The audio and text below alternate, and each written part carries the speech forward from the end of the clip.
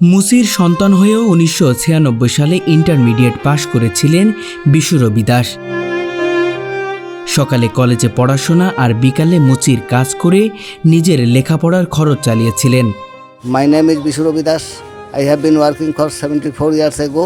What can I do now? ইংরেজিতে অনর্গল কথা বলতে পারতেন, অথচ আজ তিনি রেল স্টেশনের এক কোণে বসে জুতা সেলাই করেন।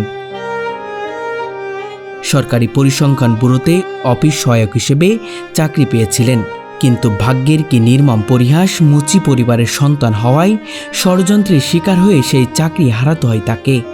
এই সাদাসিধে নিরীহ মানুষটির একমাত্র অপরাধ ছিল তিনি একজন চর্মকার পরিবারের সন্তান। পরিসংখ্যান ব্যুরোতে স্ট্যাটিস্টিক্স ডিভিশন আমাকে চাকরিচ্যুত করলো এইভাবেই। আমি মুচির ছেলে, তাই আমাকে চাকরিচ্যুত করলো। আমি এখানে যেতে পারি না, ওখানে বসতে পারি না, ওখানে কাজ করতে পারি না। এই জন্য আমাকে বেশি রকম জাতের কারণে মেইন হলো কথাই হচ্ছে এইটা, জাতির কারণে। বাবা ছিলেন মুচি, আর তিনিও সেই পেশার পাশাপাশি নিজের পরিশ্রমে শিক্ষিত হয়েছিলেন। চাকরি হারানোর পর কোনো প্রতিবাদ করেননি, মাথা নিচু করে কর্মস্থল ছেড়ে চলে আসতে হয়েছিল তাকে।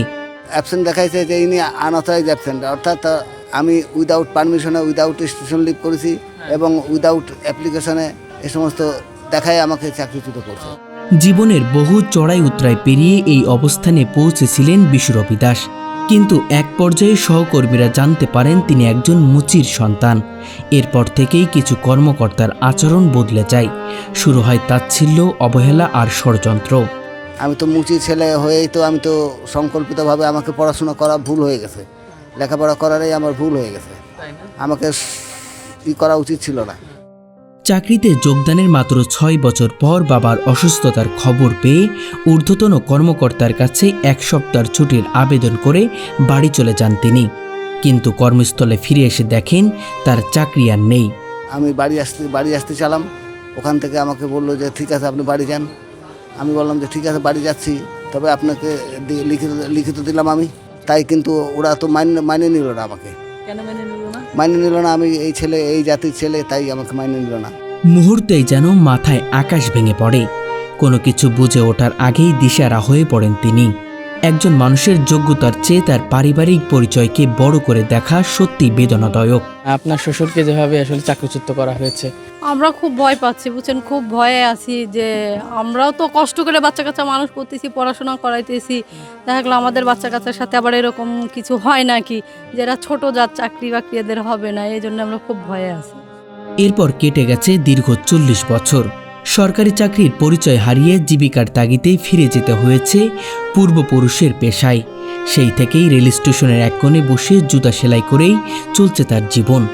একেবারে নেহায়েত গরিব মানুষ, আমি তো চাকরিচ্যুত হয়ে গেলাম, এখন তো আর আমি কোনো উপায় পাচ্ছি না, তাই আবার এই কাজে বসলাম, জাতীয় পেশায় বসলাম। আচ্ছা, কি করব? বর্তমানে বার্ধক্য ও নানা জটিল অসুস্থতার কারণে সেটিও আর ঠিক মতো করতে পারেন না।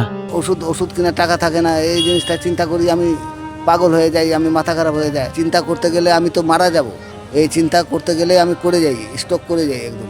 যে বয়সে একজন সরকারি কর্মচারীর পেনশনের টাকায় নিশ্চিন্তে জীবন কাটানোর কথা, সেই বয়সে আজও জীবিকার জন্য সংগ্রাম করে যাচ্ছেন বিশ্বরবি দাস। আজ আমরা কথা বলবো জীবন যুদ্ধে হার না মানা এক সংগ্রামী মানুষ, এক সংগ্রামী বাবা বিশ্বরবি দাসকে নিয়ে। জুতার কাজ করে, এটা সেটা নানান রকম একটা হিংসা করার পরে চাকরিটা চলে যায়। এটা একদম অন্যায় এবং মোটেই উচিত হয় নাই। অবিচার মানে কি, তার মারি ফেলে নাইছে, তার সংসার চলে না, তার বাড়ি ঘর নাই, ছেলে পেলে লেখাপড়া করা পারে না, নানান সমস্যা আছে। উনি 2 বেলা 2 মুঠ খাবারও পায় না, এমন সমস্যা চাকরিটা চলে যাওয়ার পরে। রাজবাড়ী জেলার কালোখালী উপজেলার মালিয়াট গ্রামের বাসিন্দা বিশ্বরবি দাস। অভাব অনটনের মধ্যে কেটেছে তার শৈশব। ছোটবেলা থেকেই খেয়ে না খেয়ে বড় হয়েছেন তিনি। মুসি সম্প্রদায়ের সন্তান হওয়ায় সমাজের নানা কটু কথা আর অবহেলা সহ্য করতে হয়েছে তাকে, কিন্তু এসব কিছুই তার স্বপ্নকে থামাতে পারেনি। তার একটাই লক্ষ্য ছিল লেখাপড়া করে মানুষের মতো মানুষ হওয়া এবং প্রমাণ করা মুচির সন্তান হয়েও শিক্ষিত হওয়া যায়। আমি তো শিক্ষিত, মানে এই জাতির মধ্যে, ফরিদপুর জেলার ভিতরে আমি ছিলাম একজন শিক্ষিত লোক, আর কেউ ছিল না। হ্যাঁ, মুচি জাতের ভিতরে আর কেউ ছিল না। এই এলাকায় 2-1জন ছিল ইন্টারমিডিয়েট পাস, আর ছিল না। পরিবারের আর্থিক অসচ্ছলতার কারণে পড়াশোনা চালিয়ে যাওয়া ছিল অত্যন্ত কঠিন। কিন্তু সব বাধা উপেক্ষা করে নিজের জুতা সেলাই ও পালিশের কাজ করে লেখাপড়ার খরচ জোগাড় করেছেন। নিজের শিক্ষার পুরো ব্যয় নিজেই বহন করেছেন। 1974 সালে এসএসসি এবং 1996 সালে এইচএসসি পরীক্ষায় ভালো ফলাফল নিয়ে উত্তীর্ণ হন। এরপর বাবার পেশায় মনোনিবেশ করে টানা 4 বছর কাজ করেন। আমি তো লেখাপড়া করছি কিভাবে, জীবনে যে কত কষ্ট করেছি এটা বলার মতো না। আমি স্কুলে যখন যেতাম তখন স্কুল যখন ছুটি হতো তখন ওই আমার গার্জিয়ানের কাছে এসে বসতাম, মুরব্বির কাছে বসতাম। মানে আপনার বাবার কাছে? হ্যাঁ, বাবার কাছে বসতাম, ওই দু একটা কাজ করে দিতাম, ওই পয়সা পাইয়ে আমি হলাকে লেখাপড়া করতাম। অবশেষে 1980 সালে 400 টাকা বেতনে সরকারি পরিসংখ্যান ব্যুরোতে অফিস সহায়ক হিসেবে চাকরি পান। মনে হয়েছিল দুঃখের দিন বুঝি শেষ হতে চলেছে, কিন্তু সেই সুখ বেশি দিন স্থায়ী হয়নি। মাত্র 4 বছরের মাথায় তাকে চাকরিচ্যুত করা হয়। কারণ ছিল না অযোগ্যতা বা বিশৃঙ্খলা, ছিল তার সামাজিক পরিচয়। তিনি একজন মুচির সন্তান, এটাই যেন তার সবচেয়ে বড় অপরাধ হয়ে দাঁড়িয়েছিল। কিছু সহকর্মী ও কর্মকর্তার ষড়যন্ত্রে 1986 সালে তাকে চাকরিচ্যুত করে বের করে দেওয়া হয়। আপনি 6 বছর চাকরি করেছেন, এই 6 বছর কি সবাই জানতো যে আপনি মুচির সন্তান? না না, সবাই জানতো না, তাই অসুবিধা হয়নি। সবাই যখন জেনে গেল তখন মনে হয় এই চাকরি গেল। হ্যাঁ হ্যাঁ, সবাই যখন জানে ফেললো যে আমি মুচির ছেলে তখন আমাকে চাকরিচ্যুত করলো। নিরীহ, সৎ ও প্রতিবাদহীন এই মানুষটি কোনো আন্দোলন বা প্রতিশোধের পথ বেছে নেননি। নীরবে বাড়ি ফিরে আবার হাতে তুলে নেন সুই সুতা, শুরু করেন বাবার পেশা জুতা সেলাই। না, আমি যদি মুচির ঘরে জন্ম না নিয়ে যদি অন্য ঘরে জন্ম নিতাম তাহলে তো আমার চাকরি যেত না, আমি তো ভালো ভালো চাকরি পেতাম। তাহলে আমি মুচির ঘরে জন্ম নেওয়াতেই আমার জীবনটা শেষ করে দিয়েছি ভাই। আমার জীবনে শেষ হয়ে গেছে, আমার মুচির ঘরে জন্ম নিয়েছি, মুচির ঘরে জন্ম নেওয়াটাই আমার পাপ হয়ে গেছে ভাই, না হলে আমার চাকরি যেত না। আজ তার বয়স প্রায় 80 বছর। বার্ধক্য ও নানা অসুস্থতায় শরীর ভেঙে পড়েছে।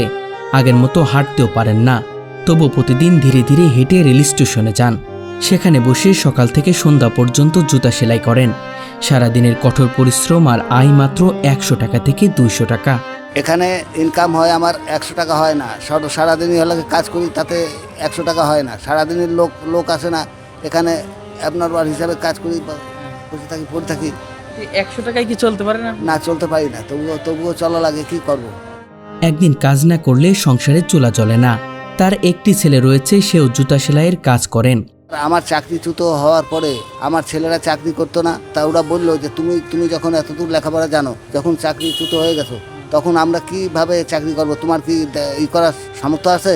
শিক্ষিত হয়ে কি করব? আমার ছেলেরা চাকরি হয়ে কোনো গ্যারান্টি নাই, এই কারণে সন্তানদের লেখাপড়া শেখাতে পারিনি। অথচ যেই বয়সে নাতি নাতনিদের নিয়ে নিশ্চিন্তে জীবন কাটানোর কথা, সেই বয়সেও বিশু রবি দাসকে জীবিকার জন্য কঠোর পরিশ্রম করতে হচ্ছে। অসুস্থতা তাকে প্রতিদিন গ্রাস করছে, তবু থেমে নেই তার জীবন সংগ্রাম। যারা আছে তারা তো সবাই নাতি নাতকুন নিয়ে আনন্দ ফুর্তি করে। আমি কি কাজ করতেছি? আমি তো এই কাজ করে জীবিকা নির্বাহ করতেছি। নিজেকে ঠিক রাখিয়ে এই স্টক করার পরে আমি তো অ্যাবনর্মাল হয়ে গেছি একদম। তার জীবনে আর বড় কোনো চাওয়া পাওয়া নেই, শুধু একটি আশা, যদি শেষ বয়সে অন্যায়ভাবে হারিয়ে যাওয়া চাকরিটার সম্মানটুকু ফিরে পেতেন, তাহলে হয়তো জীবনের শেষ সময়টা একটু স্বস্তিতে কাটাতে পারবেন। শুধু তাই নয়, গ্রামের মানুষেরও একই প্রত্যাশা। চর্মকারের ছেলে হয়ে উনি তৎকালীন সময় ইন্টারমিডিয়েট পাশ করেছিলেন। পরবর্তীতে এই ভদ্রলোক একটা গভর্নমেন্ট চাকরি পেল, সেখানেও মানে এই জাতপাতের বিষয়ে তার চাকরিচ্যুত হলো। এটা আসলে খুব কষ্টদায়ক, মেনে নেওয়া যায় না। তবে এই 24-এর যে আন্দোলন হয়েছে, এই যে তরুণ তাজা রক্ত দিয়ে যে আন্দোলনটা বাস্তবায়িত হলো বৈষম্যহীন করার জন্য, বৈষম্য শেষ করার জন্য, আমি আশা করি বাংলাদেশ সরকারের প্রতি আমার বিনীত অনুরোধ, এই রবিচন্দ্র বাবুকে যদি পুনরায় তার আবার গভর্নমেন্ট ফ্যাসিলিটি দেওয়া হয় তাহলে সত্যিই কালোখালীবাসী খুবই কৃতজ্ঞ থাকবে। সমাজ যখন একজন মানুষের যোগ্যতার পরিবর্তে তার জাত ও পরিবার পরিচয়কে বিচার করে, তখন শুধু একজন মানুষ নয়, পরাজিত হয় মানবতাও। আপনার হাত কাটলে যে রক্ত বাড়াবে, আমার হাত কাটলেও সেই রক্ত বাড়াবে। এখন দেখেন তো আমার আপনার ভিতরে কি ভেদাভেদ আছে। আমার এই জাতির ভেদাভেদ না করলে আমার সুন্দর জীবনটা তো সুন্দরই থাকতো, আর কোনো অসুবিধা হতো না। মানুষের পরিচয় তার জন্মে নয়, তার সততা, মেধা ও কর্মে। আর সেই সত্যের এক নীরব হৃদয় বিদারক উদাহরণ বিশু রবি দাস। জন্ম নয়, কর্মই তার আসল পরিচয়। তবে আমাদের সমাজে এখনও কিছু ঘটনা ঘটে যেখানে মানুষের পারিবারিক পরিচয়কে বড় করে দেখানো হয়, কিন্তু যোগ্যতাকে নয়। দর্শক, আজকে এমন একজন মানুষের গল্প আপনাদের কাছে তুলে ধরব, যিনি একজন চর্মকার বা আমরা সাধারণত মুচি বলে থাকি। একজন শিক্ষিত মানুষ, সেই সময় 1976 সালে তিনি ইন্টারমিডিয়েট পাশ করেছেন, পেয়েছিলেন একটি সরকারি চাকরি। টানা 6 বছর চাকরি করার পরে সবাই জানতে পারে তিনি একজন মুচির সন্তান। আর তখনই শুরু হয় ষড়যন্ত্রের জাল, তাকে চাকরিচ্যুত করা হয় এবং তখন থেকেই শুরু হয় তার জীবনের কঠিন সংগ্রাম। আর তখন থেকেই তার জাতীয় পেশা এই মুচির কাজ বেছে নেয়, আর এই কাজ করেই পরিবারের মুখে খাবার তুলে দেয়। দর্শক, আজকে সেই হৃদয় বিদারক ঘটনায় আপনাদের কাছে তুলে ধরার চেষ্টা করব। কত টাকা বেতনে ঢুকছিলেন? 400 টাকা বেতনে ঢুকছিলাম। তা 400 টাকা কতদিন পেয়েছিলেন? 400 টাকা 5 বছর পেয়েছিলাম। তারপরে ওখান থেকে বদলি করে আমাকে 7 বছর হয়ে যায় চাকরি বয়স, তখন অন্য জায়গা বদলি করে। তখন বেতন কত ছিল? বেতন কত ছিল? 900 টাকা ছিল। এখন সে বেতন কত দাঁড়িয়েছে? এখন 40,000 টাকা। আপনারা যারা একসাথে ছিলেন, কলিগ যারা ছিলেন, তাদের বেতন কত? কলিগ যারা আইসে, তারা বাড়িতে আইসে, এখন বেতনের কথা জিজ্ঞাসা করলাম, এখন তোমাদের বেতন কত? তারা 40,000 টাকা বেতন পায়। আচ্ছা, যখন রিটায়ারমেন্ট হয় তখন কত পেয়েছে? 80 লাখ টাকা। কত বছরের চাকরি মেয়াদ ছিল আপনার? 35 বছর। আমার সন্তান হলাকে এই 8-9 পাস করে এই জুতো সারে। আমার কোনো চাওয়া পাওয়া নাই। আমার চাকরিটায় যদি ওলাকে ফিরে পেতাম, বা আমার যদি সুন্দরভাবে ওলাকে জীবনযাপন করার মতো সুযোগ হতো, তাহলে আমি তো ভালো হয়ে যেতাম, আমার এই কষ্ট থাকতো না। আমি দেশবাসীর কাছে এটাই আমি দোয়া চাই, যে আমার জন্য সবাই দোয়া করবেন, আমার জন্য সবাই ভালো থাকেন, দোয়া চাই আমি। এই যে বুড়ে হয়ে গেছে, এখন যে ওনাদের চলার মতন না কায়দা নাই। একটা ছেলে এখন যে যা পারতেছে তা করতেছে, এখন কিছু করার নেই। আমার ছেলের জন্য তো আমার স্বামী কিছু করেন নাই। আমরা চাই যে মানুষ সবাই সমান, যাতে সবাই একইভাবে আমরা বসবাস করতে পারি, এই চাই। আমরা তো একটা আশা নিয়ে আমাদের বাচ্চা কাচ্চা মানুষ করতেছি, তাই না?